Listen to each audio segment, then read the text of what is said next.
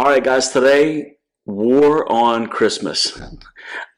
Reality is here. We're just going to be talking about sort of the origins and the development of Christmas and how we got to where we are today. So what I wanted to do is to start back at sort of the roots of the whole thing. Okay. During the Roman era, there were two important holidays: Sol Invictus It's Feast of Mithras. and and Saturnalia. Okay. Sol Invictus was the unconquered sun, Right. and it had quite a few adherents during Roman times, but it sort of faded away after a while. And then in the year 274, I believe the Emperor Aurelian brought it back and made it quite important. All right. Now, the reason why that's important is because it was celebrated on December 25th, which with their calendar happened to fall on the winter solstice. Right. Now it would be the 21st, but it was the 25th of December at that time. And they celebrated basically the birthday of the sun, of the unconquered sun. Which is an interesting parallel. It is an interesting parallel, right? And there are some, within Christianity, the way that thing develops, right? The second thing, and then we'll talk about how this works, but so that's happening. And at the same time, you have Saturnalia. And Saturnalia was worship of the Roman god Saturn, all right, which happened to be the harvest god. So you're taking in all the harvests and everything. You're done with that, and now what? Right? Isn't Saturn also like analogous to one of the Greek titans? That's right. Right. But Kronos, right? Yes, Kronos. yes, Kronos. In fact, Chronia was a Greek celebration that predated Saturnalia. Okay. But Saturnalia took place from the 17th to the 23rd of December. Right. All right. Now that festival was a seven-day festival. At first, it was only one, but it was so popular that they kept having to expand it, and we can kind of begin to see why, because I think basically every culture around the world has some sort of celebration at the time of the winter solstice or in the depths of winter, right? Because you kind of need cheering up at that time. Almost all solstices, equinoxes have some significance, right? That's right. In some way. Yeah. But I think the important ones were in the winter, and the reason why is because everything is dead. Right. And you take somewhere like Alaska today, people have problems with like cabin fever, being indoors all the time. There are odd drinking laws actually in Alaska that are different than the rest of the 49 states because of people sitting indoors and drinking themselves to death. It's a different world, and it's not related to blue laws. It's actually a serious health problem there because they sit inside and you're sad and there's depression and all the rest of the things that happen. And you could see how that would be especially true in the ancient world. So you need basically a pick-me-up. Right. All right. So Saturnalia, you build fires, you sing together, you play games, there are festivals. And in fact, they called it caroling in the way that we would call things caroling. Saturnalia actually is the first time that people had the expression wassailing, believe it or not. And Here We Go a Wassailing is directly aligned in a Christmas carol. Right. That is still sung today. Well, and that would be that would be a British tradition. That's right. And, that part of Britain would have been inhabited by the Romans. Mm-hmm. So you can definitely see how that could possibly tie in. That's right. It's a funny thing, but you can understand. So what's happening here is basically they're sitting around a fire, drinking together, singing songs together. That's what they're doing. Right. All right. And sometimes, and at many points of time in history, that got out of hand. Right. And it became sort of a revelry, and parades, and they did a lot of gambling, and there was other things that happened at that time. So that festival is not just confined to there, though. There were things that were similar up in the north. You talked about Britain, Right. the Yule log, right? So basically, what they would do is light a fire and sit around the fire, drinking and telling stories and singing to one another, Right. and playing games. And it was a relatively thick log, so that it would take a while. That's right. Right. And and they also incorporated evergreen trees Right. in North Britain and in that region. And the reason was because this thing is green even in the middle of winter. And obviously the winters are much harsher in Northern Europe than they are in Southern Europe. Right. But so harsh winter, there's could be snow on the ground, whatever is going on. It's cold, everything is dead, but not this evergreen tree. This thing is still green, right? And the whole thing was about trying to lift people's spirits up and give them hope for the future. And I think those elements of that are the reason why it's still around. Right. Just because of those pieces. Because those pieces end up getting incorporated and lumped into Christianity and into the celebration of Jesus' birth, right? So you have, again, Sol Invictus, which is on December 25th, and Aurelian makes this really popular. He dies and moves off, and the thing kind of still grows, and in fact, it grows so much that if you look at Roman coinage during that time, including Constantine, would have the sun, that's right, almost the halo effect. Exactly. On the tail side of the coin, so you have the head would be the emperor, and they flip it over, and it would be some image with the Sol Invictus crown or something to do with the sun, right, riding a chariot, or it was that popular. And in fact, for at least 15 years of the reign of Constantine, that is on his coinage. right. Even after he has tolerated Christianity, Right. he is still printing that on the money. Right? It's that important of a festival. And so this thing is sort of... What about Mithras? How do we throw that in?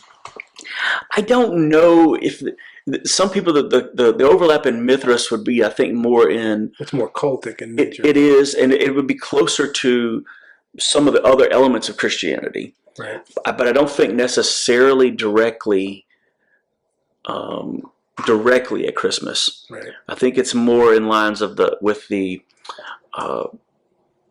like the ordinances of the church and such, right, which are very similar. Baptism and stuff like that. But yeah, this festival is in the winter, and I would say if you wanted people to stop, let's just say now the empire is Christian, right?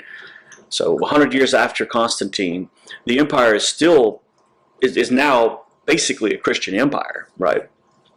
Well, people are still doing this because it's winter and everything is dead, and they have the same problems that they had before, right, in the world, and they're celebrating these things. So what do you do about that? I mean, we can't even stop teenagers from sitting around a fire drinking together in some places today, right? It's the same thing. It's still a thing. Do we know which Catholic monk or priest would have inaugurated? No, that's sort of shrouded. I know in the 300s, so the time of, say, Athanasius, I think by the 354, I believe, is the first time that we have found, anyway, that's notated that they celebrated the nativity of Christ. Right. You do have St. Francis creating, what we would call a nativity. That's right. But I don't know if that's attached to the 25th necessarily at that point. I don't know about that. I know by the 350s it is. So when Athanasius is writing the encyclical letters to get everybody on the same page with a calendar, when Easter is and all the rest of the thing, it seems like that is when they said, okay, it's on this day. Right. And there are some notes of it. In fact, I have a quote from Chrysostom here, who's in the 360s to the 400. He dies at 400. But he says this: our Lord, too, is born in the month of December, the 8th before the calends of January, which is the 25th of December. But they, the pagans, call it the birthday of the unconquered. Who indeed is so unconquered as our Lord? Or if they say that it is the birthday of the Son, we may say he is the Son of Justice. And he doesn't mean S-O-N, son. He literally means S-U-N, Right, the son. light. Yeah, he's the light. He's the bringer of light and all this. And so the church begins to attach all of this significance in the theology of Jesus to the idea of the unconquered Son. We haven't even got into the Jewish side of that, being a Hanukkah That's right. festival of lights. It's a festival of lights. That's right. Everywhere at that time, that's what people were doing at the same time of the year, right? In fact, Saturnalia, they're lighting candles. Right. There's candles lit everywhere. It would have looked, little twinkling lights. It would have looked similar to what we do with Christmas lights and such. Later, there's a Syrian bishop in the 1100s. So he's, closer to the original area of Christianity. Right. And he says it was a custom of the pagans to celebrate on the same 25th December the birthday of the sun, meaning S-U-N, at which they kindled lights in token of festivity. In these solemnities and revelries, the Christians also took part. Accordingly, when the doctors of the church perceived that the Christians had a leaning to this festival, they took counsel and resolved that the true nativity should be solemnized on that day. And so we have these kind of, look, the people aren't going to change what they're doing, so let's make the thing that they're doing about Jesus. Yeah, I would say, we're probably got to do a different episode on just Halloween and all that, but I would say it's similar in nature to that, in the sense that we're like, okay, well, we don't want to celebrate death and scariness and whatever, so we're going to have a fall festival, or we're going to do whatever, and we're going to talk about Jesus, what Jesus does, and we're talking about the harvest and all this other. It's kind of like that, where the Christians began to, or never stopped really celebrating at that time. So the church just said, fine, we're going to celebrate the birth of Jesus. He is the unconquered Son of Righteousness. Right. And not S-O-N, S-U-N, Son. And it kind of carried on. That way, pagans could continue to participate too, until people came to understand Jesus as the Christ, right? That was the idea in the way that they were celebrating. And this kind of activity, from that point forward, it went on essentially unencumbered. There were some hiccups along the way where maybe particular bishops did not like some of the things that were going on and talked about it. In fact, Augustine actually preaches against the revelry that was happening at that time of the year. He said it was too far. People were going too far. The people got rowdy, right, essentially. But, and you can see why. I mean, sort of, you're sitting around, you have nothing to do, they're drinking, they're telling stories, they're doing all these things, lighting candles and, fire and drinking and all this stuff. Things can get crazy. And sometimes they did. Well, I think even the trick-or-treat we associate with Halloween, but I think, that carries over into Britain. I think there was some kind of thing where the poor would go around and people would give handouts, That's right. If you didn't give a handout, they played sort of a trick, That's right. And I think there is a connection with that and the original Halloween holiday, but there's also a connection with the way they were celebrating Christmas at the time. That's right. People going around and, most cultures have that celebration of the fool or whatever, right? That's right. Kind of that thing too. Well, this thing, but let's just go ahead and fast forward to that, because there's really nothing that happens, say, from the 400s all the way to the time of the Reformation. Okay. Christmas is on the liturgical calendar. Right. Christ's Mass. That's right. Right. From the year 354, period. It's in there. That's pretty early. That is early. It's from 354. And so, by the way, if you don't know what liturgy is, or the liturgical calendar, it's just a way of organizing the times of worship by the church according to the life of Jesus, and it wraps around that yearly. And there's different cycles. There's a year cycle, there are 3-year cycles, and various other things. But the whole point was to try to get everybody on the same page. If I was worshiping in this city versus that city next week, I would get the next part of Jesus' story, right, in his life. And that's continued from that point on through most of history, all right, the liturgical calendar. And so it's already there, and it's called Christ Mass, right? It's the Mass that's celebrated to celebrate the nativity of the Christ. Right. And that is literally where the name Christmas comes from. Right. It's just 2 words that's been sort of pushed together. Wouldn't the next day in 26, wouldn't that be Stephen's Mass? That's right. Yeah, so it'd be Stephenmas. That's right. That's right. And they celebrated also what's known as Christmas Tide, which would have been like the 12 days. The 12 days. Right. And it went from Christmas, the 25th of December, up to the 6th of January, right? To the Epiphany. Right. And that went on, again, from about 350s all the way into the 1600s. When did they add the Advent? 1500s, rather. What's that? When would they have added the Advent to the list? No, that was there. Okay, so you're celebrating not only you're celebrating the 12 days, but you're also celebrating the lead up. You're celebrating the lead up because, well, you had Saturnalia that was happening before. So what are you going to do about that?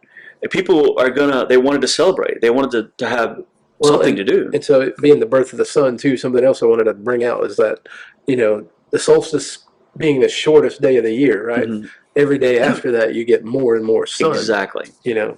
Exactly. And that is most likely why basically every culture started celebrating after the winter solstice, because the days are getting longer. Right. And now we've got this thing to look forward to. There's hope in there. Right. This winter isn't going to last forever. Would midsummer be your longest day? That's right. Okay. That makes sense. And so they're celebrating the idea that spring is going to come, there's going to be new life and all these things. And, if you're a Christian, you're beginning to see these tick marks in there that closely resemble some of the theology that is present within the church, within Christianity. And so they just linked them together. Right. And they shifted the focus off of the pagan gods Saturn and Sol Invictus onto Jesus. Right. And everything was wrapped in and tied into the idea of Jesus coming to the earth, his birth, and also the announcement that Jesus was there, the Epiphany, which we see on January 6th. But so by the time of Martin Luther, right, there's after the split, essentially, right, when he's rebelling against Rome, he doesn't like what's happening in Germany at the time with Christmas. Before we get there, real quick. Yes. The initial first split, not the Protestant Reformation, but the break between the Orthodox and the Catholic. Mm-hmm. What would they have taken differently on Christmas? They essentially just, as far as I understand it, the real difference there is in the calendar. Okay. The date of celebration. Mm-hmm. But they would not have had a difference on that because the 25th was... That's right, but Easter's a different day. It moves. It moves around. So it's basically, it's a lunar calendar versus a solar calendar. Okay. Right. And you can, and there we are at the sun again, right? And the connection to Rome and the solar calendar. Right. Because the sun was more important. Right. Okay. So both would carry on some sort of Christmas tradition. That's right. In the Eastern Empire and the West. That's correct, but not the kinds of Christmas traditions that we would have today. Okay. Right. So there would be a mass and all that, but you were celebrating up until that point. There was feasting and such, for a long period of time, but it wouldn't have been a family holiday. Right. This was a corporate holiday, almost a community holiday. Yeah. It would have been more like a fair or a carnival. So, in fact, what's going on in Shreveport this past week, what's it called, the Revel, Red River Revel? Yeah, it would have been more like that. You show up, you eat with all these people, there's, whatever going on, these festivities and fun and all that. That was the idea of Christmas, which is not really our idea of Christmas at all. Right. Not in the U.S. today. I mean, sure, we say we have fun and stuff, but you don't say, well, I can't wait for Christmas so that we can go to Six Flags or something like that. It's kind of where we're heading. And we're going to go back to Luther, of course, but Yeah. to jump ahead just a little bit, in the U.S., you've got the Civil War, Mm-hmm. and over in Britain, the Victorian era, you've got Charles Dickens writing. Yes. This is where we start to see that. That's right. Coming to be in that family holiday that you're looking that's for. what's going to happen after. We're going to skip to there after we get to done with Luther, because that is really the beginning of it. Luther starts a different kind of practice of shifting. He's trying to shift the focus from what he saw was commercialism, Right. which was That's interesting. Yes, he saw it as a commercialism and popish, right, which is the thing that's going to come up from this point forward. But he saw it as commercialism in the sense that all these vendors and these people they're making money off of people, right, because it's a giant party. Right. So instead of doing that, why don't we give small gifts to one another and think about what Jesus has done for us? Right. Like, and baked goods, right? I'll make a pie or a cake or something and give you that. So how does that? No, that's somewhere we have to throw some curveball for a second. Mm-hmm. So Saint Nicholas, yes, comes out of he tries to move off of Saint Nicholas, right? Yes. So that would be, to the north and to the west of Luther to a degree. That's right. How does that was in Germany though. How does that play into what we're talking about? But he specifically mentioned Saint Nicholas, right? That he's trying to downplay Saint Nicholas and increase the visibility of Jesus in that, right? And he doesn't talk about Saint Nicholas anymore. The actual Saint Nicholas, that would be Norway. That's right. Okay. So he doesn't want to talk about Saint Nicholas. He doesn't want to bring him up. He's trying to move it off of a human, right, to put it on Jesus in that way. Well, but one other thing about that, though, that being Norway, when we're talking about the sun and the solstice and all of that, that you're high up enough in Norway, you're ending up with that, midnight sun effect. That's right. And so something like Saint Nicholas would be the ideal salve, if you will, for that. It would, and you see why it's there. Right. And why it was there, to begin with. So the Saint Nicholas thing that really doesn't get revived until Rockwell and after Dickens, people like that. That's when it really gets revived again. It kind of goes away because most places where Christmas was one of two things: it was revelry, or it was just about worship. It was something along those lines. And Luther was trying to push it away from the revelry and to make it about worship and, just doing small tokens. Right. Just let's give these small tokens to people and those sorts of things. And we're going to turn that focus. And it sort of sits there. It doesn't spread like for hundreds of years. Right. It is mainly a German Lutheran tradition. Right. It doesn't go anywhere. In fact, further north, when you get into England, for instance, in England, after the separation from Rome, Christmas gets sort of squashed a bit because, well, eventually leading into, like, say, the Puritan movement. Squashed by the leaders, not by the people. That's right. Yeah. People still wanting to do it, and they sometimes are doing it, but sometimes in spite of. Exactly. When you end up with things like, and this is more associated with Halloween, but the Guy Fawkes. That's right. Things like that. That's right. Yeah. Well, it leads all the way to the point of, I think it was in 1640-ish.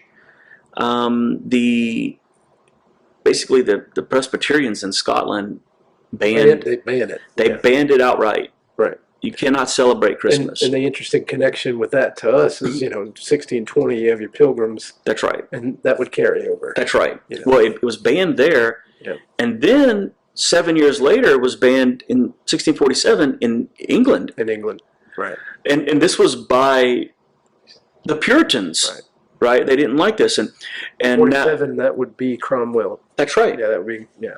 And if you look on this side of the pond, in what would become the United States, the Puritans there in Massachusetts Bay Colony, well, I think it was 1650s, they passed similar legislation. It was called penalty for celebrating Christmas or something along those lines.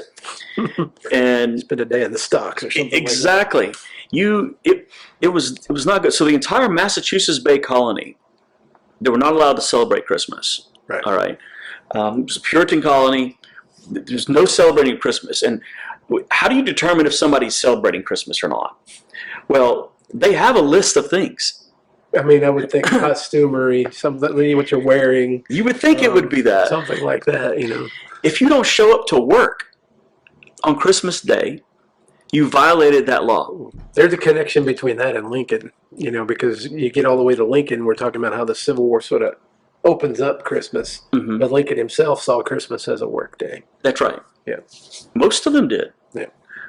So if you don't show up to work on Christmas Day, you could be charged with violating that law because you chose to take part in a festivity. If you gave somebody gifts, if you gathered together to eat, if you sang songs, if you didn't show up to work, anything in that category, you have violated that law and celebrated Christmas. You almost wonder if Dickens's connection with Scrooge. With Scrooge fits into that. I think so. You know, bah humbug. I think so. Right. Yeah. So that that remains for, I think it's till maybe 1680, something like that. Right. That is the law. Well, the effect of it would be obviously much further reaching. It extends for a long time after that. And so, in fact, we go all the way to, really, there's not really a lot of change other than they removed the law, and it stays shunned in the U.S. Right. You don't celebrate Christmas. Not in the way that, say, Jehovah's Witnesses would today, of completely shunning, but similar in a lot of ways. Right. Like, we don't want to participate in this holiday because many people wrote about it and they said it's a popish holiday. And what they meant was, it's connected to this religious dictator and the way that they saw things, right? So religious dictator, and we don't want to, and that's connected specifically to pagan traditions because it is the Puritans who looked back in history and said everything about this thing is a problem. It's a pagan holiday, and it was forced onto people by a dictator. Right. And it's not in Scripture directly, therefore we're not going to do it. What would the Puritans' take on Easter have been? I don't know, actually. Probably would not have used the same I don't think name. they would have used the same, no. They would not have used I'd have to look into that, because I don't recall. But if it was connected in any way to paganism, they would have shunned it. So obviously they would have celebrated the resurrection of Jesus, but if there would have been a connection like today with Easter bunnies and eggs and all that stuff, they would have absolutely lost their mind over that. But Christmas then at that time then is you just go to about your business as normal, right? Like literally. Now, would you have gone to a church ceremony? No. Mm. If it was a Sunday. That's interesting. Now, if you're in Catholic country. If you're in Catholic country, yes. Okay. Yes. And also, further south in some of the Anglican communities, it was being celebrated in a similar way that it would have been in Europe at the time, right. Which, wouldn't have been, it still wouldn't have been what we call Christmas. Right. But it would have been more connected to, you go to worship, you go to worship time, right. And there may have been a bit of singing and such that gets involved in that, right. But in general, it just isn't a thing for a long time. In fact, one of the most famous paintings of George Washington, right? When did that happen? When he's crossing, isn't it the 25th of December when he's crossing the Delaware? It is. Yeah, the next morning is when they spring on the Hessians, right? That's right. So it's Christmas night. That's right. Essentially, they're counting on the fact that the Hessians would get a little sloshy. Exactly. So yeah, and that plays into the idea of what they thought Christmas was. Right. Right. If your idea was that, at Christmas what people do is get drunk. Right. Which is what Washington assumed. was going to happen. He wasn't wrong. And he was correct. He was not wrong. That's right. And that is why people like the Puritans would have rejected the entire idea. Because you would have had sort of an early temperance movement, so to speak, going on there. I think, in fact, at the time, in most places where Christmas was celebrated, it would have been closer to what many people associate with, say, Mardi Gras in New Orleans. Yes. It was closer to that, definitely, than parades and such. Even. That's right. Yeah. Than any kind of an idea about what Christmas is today. And that attitude sort of stays around for a long time. Now, eventually, it starts to catch up. And when it starts to catch up, I think it's because of what happens in Europe. To me, Prince Albert, who is a German Lutheran, travels to England to marry Queen Victoria. Right. Hence Victorian Christmas. That's right. He brings with him the German Lutheran traditions of handing out gifts and having a more intimate Christmas experience, a family gathering. And probably also the Tannenbaum, dare I say? Yes. But we're not going to do, so theirs is the opposite of what generally was happening with Christmas in the rest of the world. Right. Instead of a revelrous party that is a community-wide event, this is an intimate family setting now. Yeah. In fact, we're going to make sure to emphasize that we give children gifts. We're going to give small gifts to children. We're going to dress nice, and we're going to, present ourselves in that way. And that whole Victorian idea gets latched onto by America. All the holidays kind of get that little Victorian effect. They do. Right? Even Halloween to some degree. They do. And in fact, I mean, that couple, affects the English speaking world. Right. Well, not powerful way. Even just that. If you think about the royalty of Europe from that point forward, she's like the grandmother of more than half of them. That's right. Of all of Europe. Right. Yeah. What is her grandkids in World War One? Yeah, Kaiser and the Tsar are both. They're all her grandchildren. Right. But he imports that there. Victoria accepts that because she does have more of a modest approach to things. In fact, I would say that in their entire family dynamic, they were sort of like the 1840s version of an influencer today, of trying to get people to buy into what they're doing. And people started copying them. In fact, the white dresses that are worn in the U.S. for a wedding, they're copied from Victoria. Right. She's the first one that's known to have done that. Right. And so they wanted to be like her. Yep. And they wanted a family just like their family. Like, how do I have a family like that? I want a family like that. And so people started to celebrate Christmas in the way that they celebrated Christmas. And you get the writing of the Christmas Carol by Dickens, and you really hone in on that idea. That's right. Where Ebenezer's the old-fashioned, hey, I don't want to celebrate this. That's right. You got to get with the program. And Bob Cratchit just wants to have a nice Christmas dinner with his family, and that's right. That's right. And that is, I think, the other element there. Dickens, his writings get consumed by the U.S. Right. And it's always been, I think, other than a very brief period whenever we were fighting against the British, other than that, the U.S. has had a fascination with the English monarchy. True. They just do. And that kind of leads me into another left field for a minute. Because you and I both come from a Cajun background. France. Yeah. They're celebrating probably in the Catholic style at the time whenever that's right. all this is going on. That's right. So when does that become sort of the family French Christmas, if you will? I think it spreads based off of what happens in England. It just infects the world. It has to. It infects the world.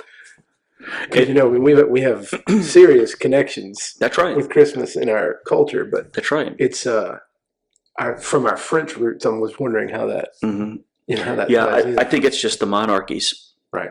Well, and during the Revolution, France would have, renamed it.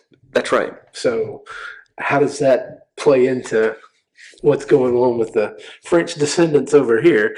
Yeah, I think that the descendants here sort of just bought into eventually that American idea. The American idea. Right. So this starts getting spread around in the U.S. Like I said, 1840 on, it starts getting spread on, so that by the time of the Civil War, it's beginning to get a foothold. It's beginning to look like Christmas. It is beginning to look like Christmas, but it's more so in the South than it is the North, and I think that's where it probably ties in maybe to Cajun ancestry more, because it's more prominent in the South than the North. Well, they would have brought things home. The Tigers are over there in Virginia, and whenever the Confederate leaders are celebrating it, it's probably trickling down to the troops themselves. Yeah. Yeah. Yeah, that thing is happening, and then so by the time you get to 1870, it's made a federal holiday. Right. And was it Garfield? I think it was Garfield. Don't quote me on that, but I think that's who it was. But it was so 1870. Not the cat. It's made a federal holiday. However, most of the North still did not celebrate it, right? Even at that time, and it was sporadic in the South in 1870. But by 1890, all 50 states had adopted it as a state holiday. Right. So if you think about that, it takes from Peter going to London to marry Victoria. When that happens, 1840, it's 50 years later that it's finally now being recognized in more local places like states, rather than just the U.S. in general. We talked about the German Revolution of the 1848-49 having failed, and that causing a massive German immigration to the U.S. That's right. So just before the Civil War, you have a ton of Germans coming in, and they're bringing with them the Lutheran tradition there. Which would have been closer to it would have been exactly the exact same thing. It would have been exactly the same thing. Right. And then there's another wave again later too in the 1880s or something like that. But and that I think just fueled it even more. But even after 1890, there was still quite a bit of resistance, honestly. Right. So the people who would have been celebrating it in 1890 would have been all the various high churches. So Catholicism and Anglicans, and then going down the other way. So Methodists, Lutherans. Now there was still resistance, though, mainly from Presbyterians and Baptists, even in 1890, whenever it's made a state holiday. At that point, there's still resistance to the idea of it in general. Right. And people refused to participate. And those pockets became smaller and smaller and smaller until it finally sort of took over. It took over. But I don't think that's really what happened. I think it's because of industry, essentially, or commercialization. Well, we get into the greeting card industry with Rockwell, But I think when you hit Hollywood, that's a huge deal. Well, then it's over at that point. Yeah, but you have... Well, I keep thinking of a specific movie in my brain. I'm thinking of the movie Meet Me in St. Louis, which is not a Christmas movie. But the aspect of different holidays in that movie with the family, very interesting. Like the Halloween in that movie. Yeah. Have you seen that one? Yes. Okay. Yeah. The Halloween in that movie is very different than we celebrate it now. It is. And, we get our song, Have Yourself a Merry Little Christmas, from that movie. People don't even realize that. Right, they don't associate it. But that is, Missouri, Midwestern, Middle America. You're looking at Middle America, Southern to some degree, and probably a lot of German influence there. That's right. That movie is pivotal, I think, in discussing how we celebrate Christmas. Well, and then it's the retailers jump on board with the idea of start saying things like the Christmas season. Yeah. So that you can get people to go shopping. Yeah. Because since you're supposed to buy everybody a little gift, hey, I've got gifts aplenty in my store, right? And that therein it becomes what we know it as Christmas today. Right. So Rockwell and the retailers, they create Santa Well, so much to the point where today Black Friday is a significant holiday. That's right. That's right. Black Friday is, And without that's a shopping Christmas, day. without Christmas, that would not have existed. Exactly. Yeah. Yeah. But the retailers created Right. the version of it that we understand today. Right. And so what's left, what's in it that was really there from the beginning? It's hard to say. You know, I mean, you're still tying the nativity in for Christians. you are. You know, And you get all the reason for the season sort of thing. That's right. You know, but it's sort of, we've done the same. We did the same thing in modernity that the church did in the 300s. We're taking secular ideas, right, or pagan ideas, and we're coloring them with Christian symbolism, right, to mean something else. You know, so Christmas tree, for instance, right? I mean, it's very obvious pagan origin, but the idea that's present, that this green thing in the winter of providing hope, it's sort of stuck around. It hung on. Well, and then it got imported again. The ornament side of that initially begins with Christians. That's right. And they're adding, chrismons, which would have been like Christian symbology. That's right. You would have hanging that on the tree. So even now you have like you could almost call it converted. Yeah, it was pagan. It was. That's true. And then you've got like the cross. I'm not sorry, the cross, but the nail.